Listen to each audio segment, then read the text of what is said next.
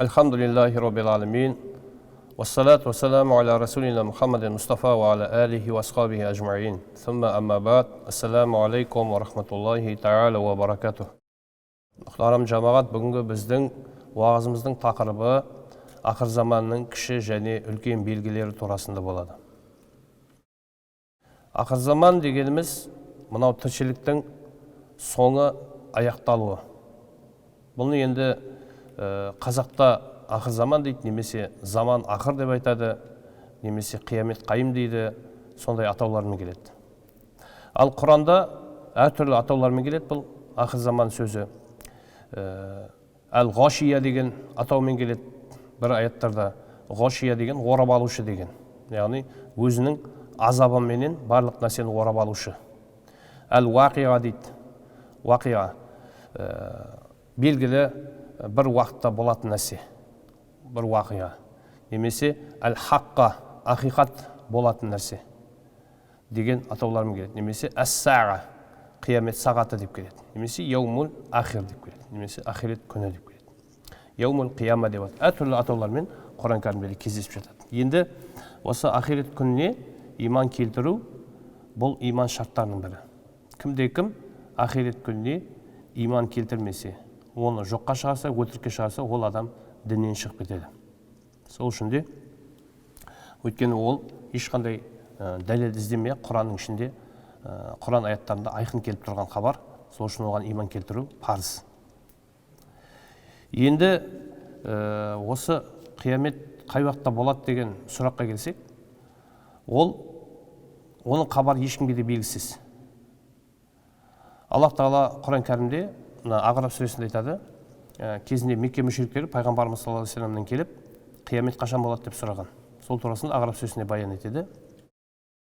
Ясалунака ани сағати айяна мурсаха. Ей Мұхаммед, олар сенен қиямет сағатын болады. Қиямет сағатын қашан болатынын сұрайды. Қул иннама ғилмуха инда робби. Айт, оны тек менің Раббым біледі. Ла юджаллиха ли вақатиха иллаху. Оның уақытын тек ол ғана белгілейді. Сақулат фис самауати вал ард ла та'тикум илля бағта. Көктер менен жерде болатын ауыр жағдай ол сендерге күтпеген жерден келеді. Ясалунака кааннака хафиюн анха. Олар сенен тағы да қайталап сұрайды, сен соны бір зерттеп отырғандай, қиямет сағатын. Қул иннама ғилмуха индаллахи валакин аксаран наси ла яъламун. Айт, оны тек Алла біледі, бірақ адамдардың көбісі оны білмейді деп айт дейді. Сол үшін де белгілі хадис бәрімізге Жабраил алейхиссалам пайғамбарымыз саллаллаху алейхи ва салламға адам кейпінде келген кезде, иман дегенне, ислам дегенне деп сұраған кезде, сол хадистің соңында ахбирни ани саға, ей Мұхаммед, маған қиямет сағат туралы хабар бер дейді. Сонда пайғамбарымыз саллаллаху алейхи ва саллам дейді, мал масулу анха би ағлама минас сайил. Ол қиямет турасында сұраушыдан артық білмейді деп жауап қайтарды. Яғни сұралушы ол пайғамбарымыз, сұраушы ол Жабраил алейхиссалам. Яғни мен де білмеймін, оны сен де білмейсің деп тұр. Екеуміз де білмейміз, оны тек бір Алла ғана біледі дейді. Енді бұл қияметтің қашан болатынын білмейді екенбіз деп адам баласына оған ат үсті қарап, немқұрайлықпен қарауға болмайды. Біз әрдайым қияметке дайын болуымыз керек. Мұсылман болғаннан кейін иман келтіріп соған дайын болуымыз керек. Енді ол қияметтің қашан болатынын білмесек дағы, бірақ пайғамбарымыздан саллаллаху алейхи ва салламнан жеткен хабар арқылы қияметтің алдын ала болатын белгілерін біз білеміз. Ол белгілері екіге бөлінеді. Кіші белгілері және үлкен белгілері деп. Енді сол кіші белгілерінің бірнешеуіне біз бірінші тоқталып кетейік. Кіші белгілердің бірі пайғамбарымыздың пайғамбар болып жіберілуі. Сахл ибн Сағд радиаллаху анхудан келген хадисте пайғамбарымыз саллаллаху алейхи ва саллям айтады: Буисту ана ва сағату кахатая ва ашара би усбуай сабаба валлати талиха дейді. Менің пайғамбар болып жіберілуіммен қияметтің арасы мынандай деп сұқ саусағымен оның жанындағы саусағын көрсетті дейді, ишарат етті дейді. Яғни мына екі саусақ бір-біріне қалай жақын болса, менің пайғамбар болып жіберуіммен қияметтің келуі осындай арасы жақын деген сөз. Және бұл қияметте көптеген бүліктер болады.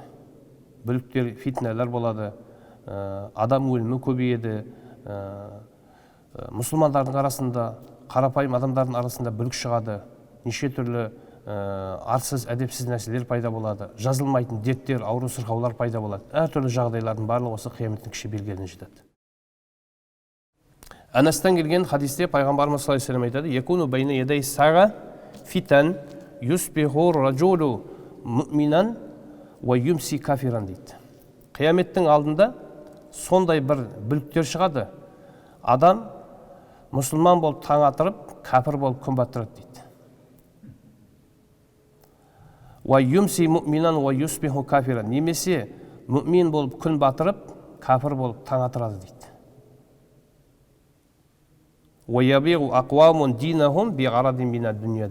Біреулер өздерінің дінін мына болмашы бір дүниенің мақсаты үшін сатып жібереді дейді. Сондай бір қияметтің белгілері болады екен. Және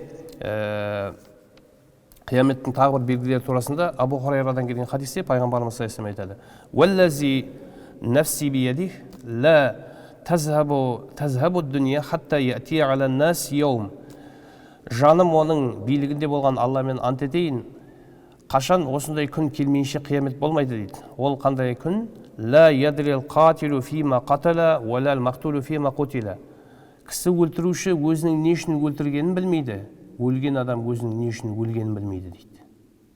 Фақила кайфа якуну залик ал харжул қатилу вал мақтулу финнар. Бұл қалай сондай деп пайғамбарымыздан сұраған кезде айтады: бұл сондай көп кісі өлімі болады, өлтіруші де өлуші де тозаққа апаратын сондай кісі өлімі болады дейді. Мысалы, кешегі бірінші дүниежүзілік соғыс, екінші дүниежүзілік соғыс, жаңағы Ауған соғысы, Иран-Ирак соғысы, қаншама қан төгістер болып жатыр. Не бір жаңағы сондай бір бүлікші топтардың кесірінен, солардың шығарған бүлігінің кесірінен болып жатқан қан төгістер жер бетіндегі. Адамдар не үшін өлтіріп жатыр, және өлген адам не үшін, қандай жазығы үшін, күнәсі үшін өліп жатқанын білмейтін. Міне пайғамбарымыздың хадистеріндегі жағдайлар болып жатыр. Болып та кеткен ол. Және соның қияметтің бір белгісі мына білімнің жойылуы, кіші белгілерінің бірі. Абдуллах ибн Амр ибн Ас радиаллаху анхумадан келген хадисте пайғамбарымыз саллаллаху алейхи ва саллям: "Инналлаха ла янзиул ғилма интизаган минан нас, валакин яқбидул ғилма биқабдил улама" дейді. Аллах тағала мына білімді адамдардан бірден алып қоймайды, бірақ ғалым ғұламаларды алып кетуіменен білімді алып кетеді солармен бірге дейді. Хатта иза лам ятрук алиман иттахазан насу руусан жухалан дейді. Сөйтіп Аллах тағала жер бетінде бірде бір ғалым қалдырмаған кезде адамдар надандарды өздеріне басшы етіп алады. Фасуилу фаафту би гайри ғилм фадаллу ва адаллу. Сол жаңағы басшы етіп алған адамдардан сұрайды, пәтуа сұрайды, олар білімсіз пәтуа береді, жауап береді. Сөйтіп өздері де адасады, өзгелерді де адастырады дейді. Бұл қазіргі уақытта болып жатқан жағдай. Мына кейбір адамдар осы дін мәселесінде білімі жоқ біреулерді, кез келген адамдарды өздеріне басшы қылып алып, солардың соңынан еріп, солардың айтқандарын дұрысқа шығарып, біздің сонау ислам дініміздегі кезінде бүкіл үммет мойындаған атақты 4 мазхаб имамдарын, ақида имамдарын, солардың барлығын сөздерін жалғанға шығарып, жаңа өздерінің басшыларының сөздерін дұрыс санап, өздері де адасып, басқаларды адастырып жатқан жағдай бар. Ол болып жатыр. Тағы бір хадисте, Хузайфадан келетін хадисте пайғамбарымыз саллаллаху алейхи ва саллям: "Валлази нафси биядихи ла тақуму сағату хатта тaqтулу имамакум ва таджталиду би асьяфикум ва яриса динакум дуньякум шарарукум" дейді. Қиямет сағаты болмайды дейді. Жаным оның құзырында болған Алламен ант етейін, қиямет сағаты болмайды. Қашан сендер өз басшыларыңды өлтірмейінше, және қылыштарыңды жалаңдатпайынша, және сендердің дүниелеріңді, іштеріңдегі ең нашарларың басқармайынша дейді. Мұның бәрі болып жатқан жағдайлар. Және бір хадисте: "Анна байна ядай сағати таслимун хасса ва нушуут тижара хатта туғинал мар'ату заужаха аля тижара." Қияметтің алдында сондай жағдай болады. Адам тек өзінің танитын адамына ғана сәлем береді. Жекелеп, оңашалап танитын адамға ғана сәлем береді. Және сауда сондай көбейеді дейді. Тіптен әйел кісі өзінің күйеуіне саудада жәрдем береді дейді.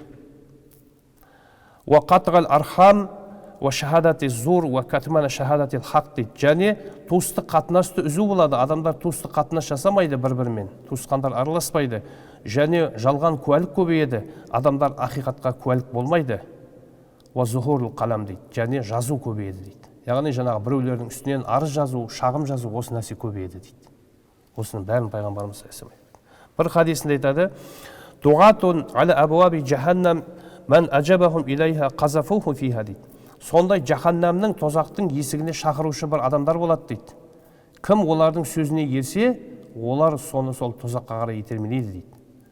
Құлту я Расулаллах фама та'муруни ин адракани залик. Сонда бұны сұрап тұрған, жаңағы айтып отқан, риуат етіп отқан Хузайфа ибн Яман деген сахаба айтады: "Я Алланың елшісі, егер сол заманға мен тап болсам, менің не істеуімді бұйырасыз?" деп сұрағанымды айтты дейді. Не деді? Талзам жамағатар муслимин ва имамахум дейді.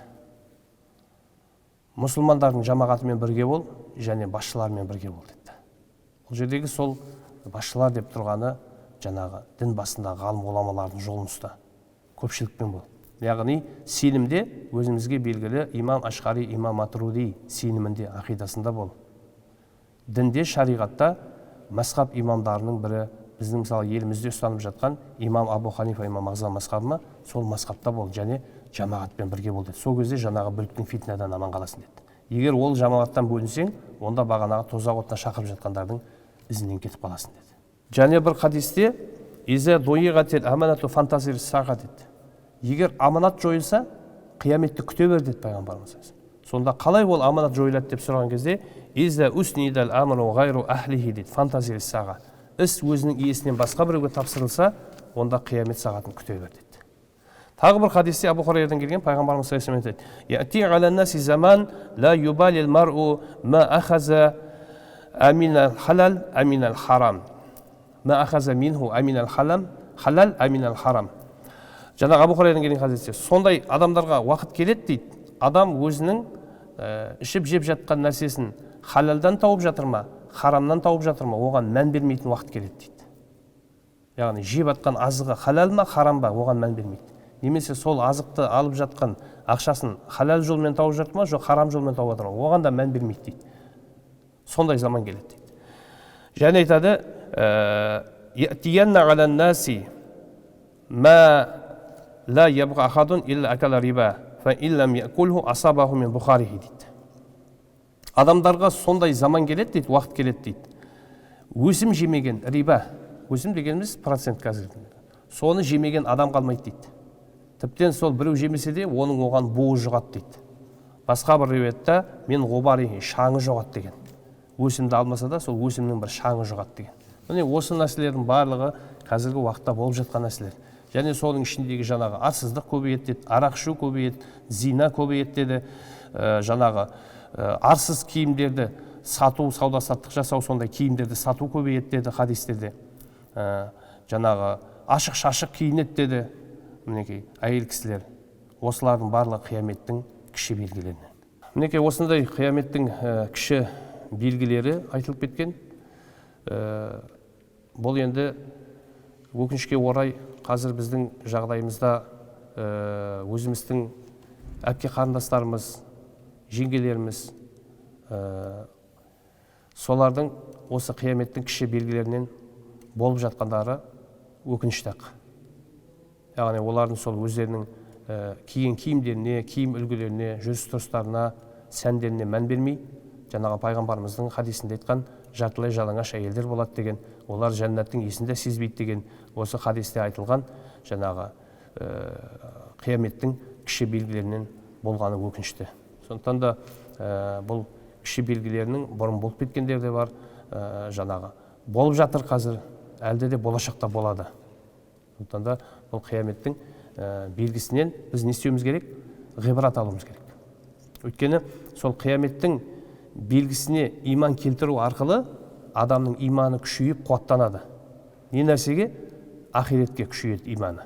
Ахиреттің болатынына иманы, сенімі күшейеді. Ал егер оған біз мән бермесек кіші белгілеріне, онда біздің иманымыз әлсірейді. Яғни қияметке сеніміміз азаяды, әлсірейді. Сол иман күшею үшін сол болып жатқан қазіргі жағдайдағы сол белгілеріне аса қатты көңіл бөліп, мән беріп, өзіміздің сол арқылы иманымызды күшейтеміз.